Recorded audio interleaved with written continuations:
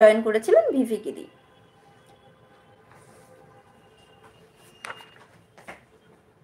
এবং এই টাইমে ভিভি গিরি যখন আবার নিজে রাষ্ট্রপতির জন্য ইলেকশন অর্থাৎ ইলেকশনে নির্বাচিত হন, তার সময়ে যে তিনি তার অ্যাক্টিং প্রেসিডেন্টটা পদটা কিন্তু ছেড়ে দেন।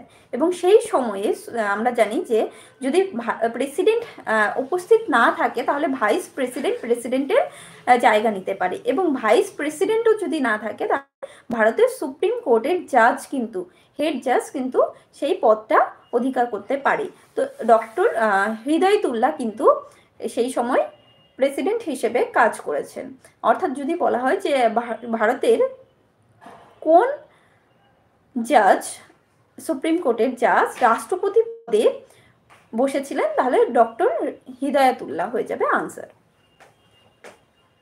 তারপর দেখবে নিম্নলিখিত কোন করটি রাজ্য সরকারের কর নয়। এখানে 4টা কর দিয়েছে, কৃষি আয়কর, সম্পত্তি কর, বৃত্তি কর এবং ভূমি রাজস্ব কর।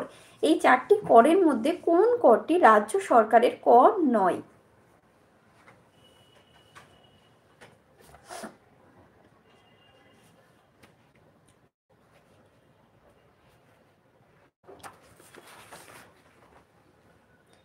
এখানে কিন্তু আনসার হয়ে যাবে সম্পত্তির কর। দেখো কেন্দ্রীয় সরকারের কয়েকটি প্রত্যক্ষ কর হলো কৃষি আয়কর ব্যতীত বাকি সব আয়কর, অর্থাৎ কৃষি আয়করটা কেন্দ্রীয় সরকারের নয়, এবং বাকি আয়করগুলো যেমন কর্পোরেশন কর, সম্পত্তি কর, ব্যয় কর, এগুলো প্রত্যেকটাই কিন্তু কেন্দ্রীয় সরকারের কর।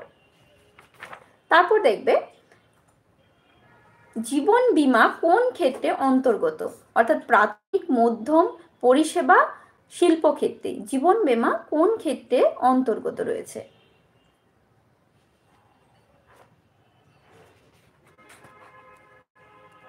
দেখো পরিষেবার ক্ষেত্রে কিন্তু জীবন বীমাটা রয়েছে। দেখো প্রাথমিক যেটি রয়েছে, যে সমস্ত মাইনিং কাজ কিন্তু প্রাথমিকের মধ্যে পড়বে, কৃষিকাজ প্রাথমিকের মধ্যে পড়বে, বিভিন্ন পশুপালন প্রাথমিকের মধ্যে পড়বে। তারপরে দেখবে লক্ষ্মীর ভান্ডার প্রকল্পটি নিম্নলিখিত কোন সালে চালু হয়েছিল? 2016, 2018, 2021 এবং 2023। লক্ষ্মীর ভান্ডার, তো এটা কিন্তু হয়ে যাবে 2021। 2021-এ কিন্তু লক্ষ্মীর ভান্ডারটি চালু হয়েছিল, এবং 25 বছরের ঊর্ধ্বে যারা রয়েছে, বিবাহিত অবিবাহিত সবাই কিন্তু এই লক্ষ্মীর ভান্ডার প্রকল্পে নাম লিখাতে পারে, এবং সেখানে কিন্তু বর্তমানে 1000 টাকা করে দেওয়া হয়, তোমরা জানো।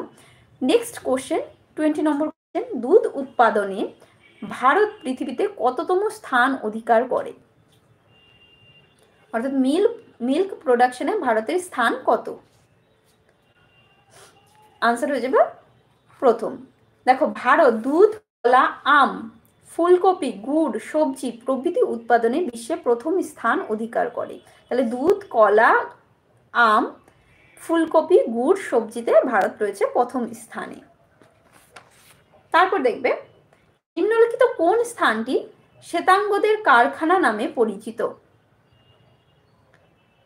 শ্বেতাঙ্গদের কারখানা নামে পরিচিত ঘানা। তাহলে নিম্নলিখিত কোন স্থানটি বলছে? তাহলে ঘানা শ্বেতাঙ্গদের কারখানা হিসেবে পরিচিত। তারপরে দেখবো আমরা যে সানা নিম্নলিখিত কোন দেশের রাজধানী? ইয়ামেন। ইয়ামেনের সানা সিটি আমরা জানি। নিম্নলিখিত কোন দিনটিতে বিশ্ব রেড ক্রস দিবস পালিত হয়? আচ্ছা, বিশ্ব রেড ক্রস দিবস 8 মেতে পালন করা হয়, এবং এই বিশ্ব রেড ক্রস দিবসটি পালন করা হয়েছিল 1963-তে।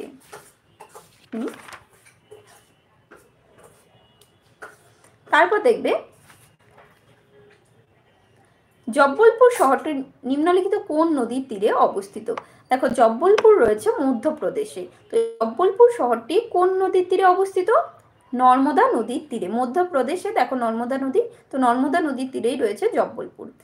সেন্ট টমাস ডে উৎসবটি নিম্নলিখিত কোন রাজ্যে পালিত হয়? সেন্ট টমাস ডে তামিলনাড়ুতে। বলছে তামিলনাড়ু রাজ্যের কয়েকটি উৎসব বৈকুণ্ঠ উৎসব, কাবেরী নদীর উৎসব, আগুন দৌড়, সেন্ট টমাস ডে। তাহলে তামিলনাড়ুর যে উৎসবগুলো সেগুলো কি? বৈকুণ্ঠ উৎসব, কাবেরী নদীর উৎসব,